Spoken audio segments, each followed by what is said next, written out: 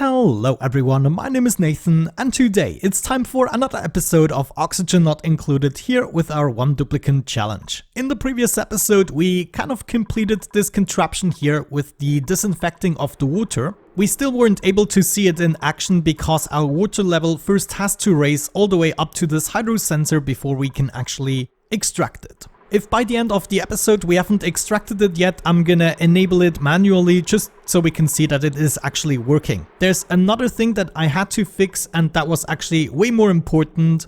I previously had my power cables routed through here and then the floor, and I just prevented any liquid from being on this tile. However, the steam turbine still heated up because of course it was touching the metal tile or the joint plate.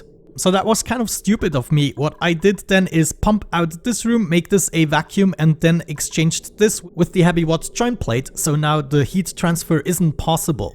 Even though this joint plate here is extremely hot because there is a vacuum and no medium to transfer the heat, it cannot continue, but it was able to actually touch the steam turbine before, so that was an important change we had to make.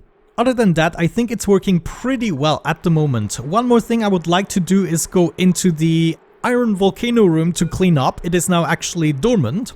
It's going to be active in 9.9 cycles, so we have to do this before. And I figured since we cannot easily get in here, maybe I could just drop a little bit of oil here at the bottom and then remove these tiles with the steam not being able to escape, and then rebuild the tiles. Should be easy. So all we really have to do is go in here, deconstruct a couple of tiles. Now, it's not going to be easy to bring the oil here. I guess if we removed these two tiles, including the pump here, then we could set up a bottle emptier and then just do the entire row here. Hold on a second, that is actually not going to work. Crap. In this case, I think I'm gonna rebuild it and rather make my way in from here. We just have to remove the joint plate and the liquid reservoir. Wait, did I really just build a liquid pump instead of a gas? Okay, nobody saw that. Okay, now supposedly that is gonna work much better. We're gonna drop in some oil from here. It's gonna be quite easy to remove it again. Give me some crude oil, priority 9. As a matter of fact, highest priority just for a brief second. I want this to be done immediately and get it over with. It was also kind of a struggle to rebuild this, but you know, with the easy liquid locks we can do, it's not that much of a hassle. Now, how much oil do we need? Not that much. This is probably already enough. I'm gonna remove one tile here, and then we start deconstructing these tiles, and the oil should prevent anything from exploding. Okay, there it is. After that, we're gonna deconstruct the next tile. Wait, where are you going? Come back. And then as soon as it drops, we're gonna redo this tile, and it is closed. Wait, did that work?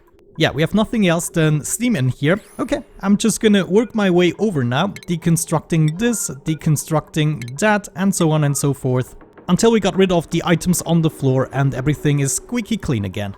Alrighty, said and done, mopped everything up, patched everything up, and while doing that I took the opportunity to replace this with aluminium, so now we have a symmetrical pattern. I also set the sensor here to 18 degrees instead of 20, so I lowered it one more time, just because the processing rate at the moment isn't quick enough. Now I figured since we are on this planetoid, we could go ahead and see it completely through by analyzing these two vents and making a contraption out of them. Both of them are emitting polluted oxygen, this one here at 60 degrees, so that is actually a nice temperature, but the other one here at 500 degrees. If we manage to combine them somehow into one contraption, adding a little bit of cooling, some deodorizers and automation, we should be getting access to plenty of clay that we then later can convert into ceramic. So let me try to plan this out a little bit. I would like to connect these two rooms. The hotter vent should go ahead and be led through the colder one, in my opinion. The colder one we should be able to go ahead and analyze right away. Oh no, I'm gonna need to upgrade my digging skills now. How is my morale looking? Yeah, still good enough to actually upgrade this. But there we go. Even though this one here is active, this should not be too hot for my duplicants to be around. And we want to go ahead, analyze that right away. And I guess also move away the items. Though I probably first want to analyze the vent so we know what we're dealing with. Oh, it looks like this is actually emitting some slime lung. Interesting. Anyways, once this is analyzed, I want to open up a 3 wide gap, and we're gonna keep this consistent. So 3 wide right here and connect this like so. Actually, we might want to make this a little bit higher. I have to see. Okay, nice. Analysis of the first polluted oxygen vent is completed. If we do this right, we might actually be able to get in here and analyze it while it's overpressured. Of course, it's going to be a little annoying with the breathing and everything. But who needs to breathe if they got a Super Nathan handy here? This is actually a really convenient liquid lock. Wow, check this out. I love these moments when I just manage to bring over 2 tons of materials and just keep on building these tiles. Okay, now let's see. If we want to keep this contraption separate, I would go with another aqua tuner. And I know I'm building way more aqua tuners than are necessary, but if you check this out, we are not using more power as a result of it. Each aqua tuner is just going to be less active, and just to save on a little bit of steel, I don't want to start piping everything all over the place. So this right here is going to be a mini steam room with the steam turbine on top. Now we know a little bit more about the dimensions we're going to have. For instance, we could bring along the power to the steam turbine like this. And of course, that means right on top of here, we're going to have our second layer. Let's remove this, that and that. And this is going to be our actual ceiling there. Eventually, I will be able to close this off and we can make a separate system here. Instead of routing the heavy watt wire into the steam room here, I think I'm just going to set up a little power transformer here on the side of the steam turbine. Hold on, I still need a lot of equipment to be placed right here, so I should be careful. Yeah, let's plan this out. The goal is to run all the polluted oxygen through a bunch of deodorizers before they reach a pump. That is the main purpose of this contraption. So I'm gonna kick things off with a bunch of airflow tiles. They're gonna go right here, and this is where we place the deodorizers. Once we're done here, we're going to get rid of this layer of igneous rock. So that means the hot polluted oxygen vent is going to be routed through here, and it's going to go the same route as of this point. Here it's all being converted to normal oxygen before we then pump it up. Let's place our pump. And I'm going to build it out of gold amalgam just to have a tiny amount more overheat temperatures. This pump is going to be regulated with an Atmos sensor. We're going to have right there connected up to the pump. Next up, we need an auto sweeper. Let me see, probably right here. It should be able to reach all of these deodorizers. And of course, in order to feed the deodorizers, we have to bring some filtration medium that we're going to do with a conveyor receptacle, also gold amalgam. I'm going to have that right there. And then last but not least, we need to be able to pick up the clay and put it into the conveyor loader. And so a conveyor loader is the last thing that we actually require. Nice, this should also be easy to hook up. Just go down like so and so. And then right on top of here, we're gonna have our power transformer. Hook that up like so, and we'll be able to use a conductive wire in order to feed the aqua tuner. There we go. I decided it's now time to actually go into the room in order to analyze it with a tiny liquid lock. It's only 26 degrees here. We can totally manage that. And we are starting to analyze it. Nice. It should still be overpressured at this point. Alrighty, as you can see, I've finished the build so far, and I also made my way back to the main planetoid in order to craft some steel. This is the last 100 kilograms that I have to craft. I'm now bringing it over to the storage bin. Let's quickly allow manual use.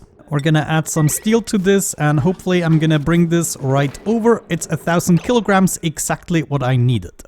And with that out of the way, we have just enough steel to build this aqua tuner and set up the piping. Let's do the piping inside first with the bypass, and I'm gonna move this over here. Let me see. Yeah, I'm probably gonna come down with the water from the steam turbine right at this spot.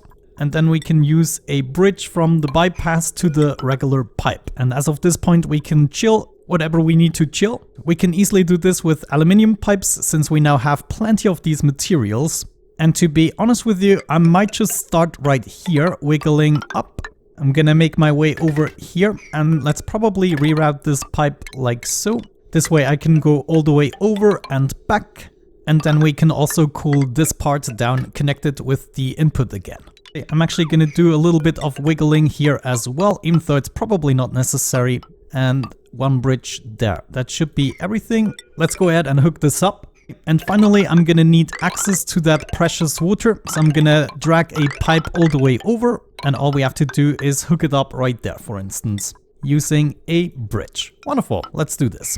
Of course, I also already pumped out this room. You can see my liquid lock here. I just always find this hilarious. But I'm so glad we're capable of having a quick solution for these liquid locks. Otherwise, I would go completely insane. At this point right here, we are inputting this sand. So this should be coming from all the way over where we have the teleporter. In this case, it will be coming out of this slot. So I possibly want to drag a rail straight up. We're then gonna need to cross this, and I'm actually running out of aluminium ore. So maybe as of this point, I'm gonna switch to cobalt. This is gonna go straight over, and this way it can go up or towards the left in order to feed both receptacles. Then the clay will be extracted right here. We're gonna bring it over to exactly where we need it, which is right there. Of course, one thing I forgot was the liquid pipe thermosensor. That should go here together with some cabling. Hold on. I think we need to introduce some more water before we do anything else. So I'm just gonna set up another bottle emptier here and fill this room up with enough water. Wonderful. That's exactly what I wanted to see. Everything built here, and we managed to keep the vacuum. Yeah. I'm gonna settle for one more bottle here.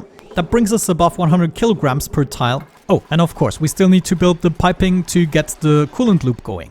Something else I would like to see fixed is getting rid of this carbon dioxide. We really cannot use it, so I figured if we just open this up for a brief moment, we should be able to achieve just that. Maybe removing these two tiles, this way we can even mop up the remaining liquids. It's going to be active right now, but I think just for a couple of seconds. There we go. Okay, let's make sure. Oh, we already picked things up. And now we're just going to go ahead, mop up the liquid, pick it up, and then we close it off again. And hopefully, in the meantime, the carbon dioxide will go out. Any normal oxygen or polluted oxygen is going to be fine. Yeah, look at that. That actually worked out nicely. Let's make sure we give this some priority, and then we close it off. Just leave it be. I want you to build this tile now.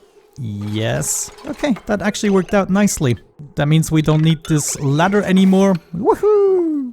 Now, I know maybe it's a little bit silly, but I would like the exposed rails to always be cobalt ore, in this case, because we don't have enough aluminium.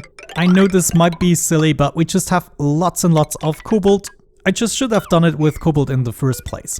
However, it's now time to finish the contraption here, so I'm gonna give this some priority. The conveyor loader here obviously is gonna be set to clay. We wanna pick that up and bring it back to the home planetoid. Okay, I'm back and I think we're about ready to get this baby launched. An addition that I made that is representing the input from the main planetoid here is going to be this conveyor loader that brings sand. In case we need other materials other than sand, I'm gonna set something up, but for now it seems like this is gonna be the only material that we need to provide from the main planetoid. So it goes into this first conveyor receptacle that is then feeding the deodorizers, but it is also going all the way up and over to this one in order to feed the water sieve, which is very important actually. So in order to get this started, I would like to replace a couple of these tiles here with airflow tiles. We could also just remove them, but for some reason I do like the division with the airflow tiles. And I'm also gonna build a bunch of ladders here at the bottom because eventually I would like to get rid of the carbon dioxide that I'm breathing out right now. And if everything goes to plan, yeah, the items are landing on the correct side, and now we have to act swiftly because there's gonna be a lot of heat coming our way. Actually, no, there's not, because we are already overpressured with over 5 kilograms. So what I would like to see is my materials shipped out, and then we are gonna remove this layer here. We're also gonna set up this Atmos sensor to only pump out if we are, let's say, above 3,000 grams. There we go, and now we'll have to swiftly remove everything out of the equation here. So Nathan, yeah, just sweep everything up. Oh no, it is nighttime. Oh well. I think we have no choice. We have to at least activate this cable here, so the polluted oxygen cannot travel upwards. That would be horrible. Actually, it wouldn't be that horrible, because I don't even know what to do with the oxygen. Nice, at least we were lucky with the carbon dioxide that is out of the equation. And I just contracted slime lung. I don't think that is a big surprise. Now, before we extract this all the way, I kind of want to know whether or not the resulting clay will be covered in slime lung. So I'm first going to extract it just a little bit.